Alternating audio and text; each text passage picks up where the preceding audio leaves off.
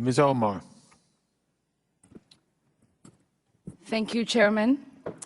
Thank you all for being here, and thank you for your testimonies. Mr. Adams, in 1991, you pleaded guilty to 2 counts of withholding information from Congress regarding your involvement in the Iran-Contra affair, for which you were later pardoned by President George H.W. Bush. I fail to understand why members of this committee or the American people should find any testimony that you give today to be truthful. If I can respond to that. It wasn't a question. That was not a question. That was I reserve the right to my time. It is not right. That was not a question. Committee can attack on February 8th, who is not permitted to reply. That was not a question. Thank you for your participation. On February 8th, 1982, you testified before the Senate Foreign Relations Committee about U.S. policy in El Salvador. In that hearing, you dismissed as communist propaganda report about the massacre of El Mozote, in which more than 800 civilians, including children as young as 2 years old, were brutally murdered by U.S.-trained troops. During that massacre, some of those troops bragged about raping a 12-year-old girl before they killed them. Girls before they killed them.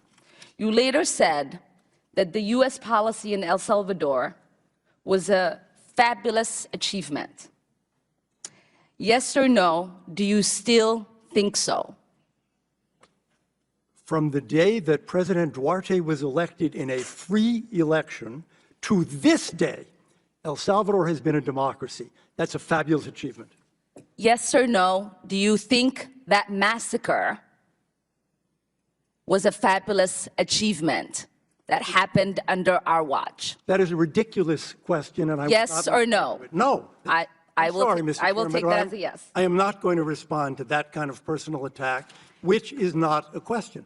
Yes or no, would you support an armed faction within Venezuela that engages in war crimes, crimes against humanity or genocide, if you believe they were serving U.S. interest, as you did in Guatemala, El Salvador, and Nicaragua? I am not going to respond to that question. I'm sorry. I don't think this entire line of questioning is meant to be real questions, and so I will not reply.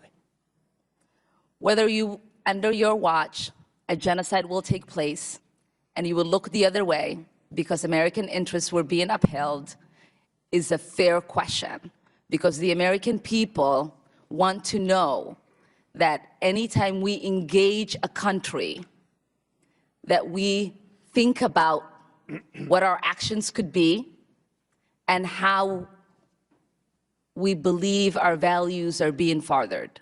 That is my question. Will you make sure that human rights are not violated and that we uphold international and human rights?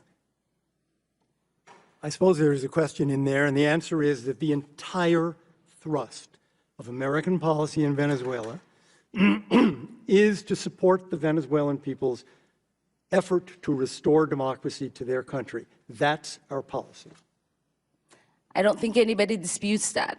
The question I had for you is that does the interest of the United States include protecting human rights and include protecting people against genocide?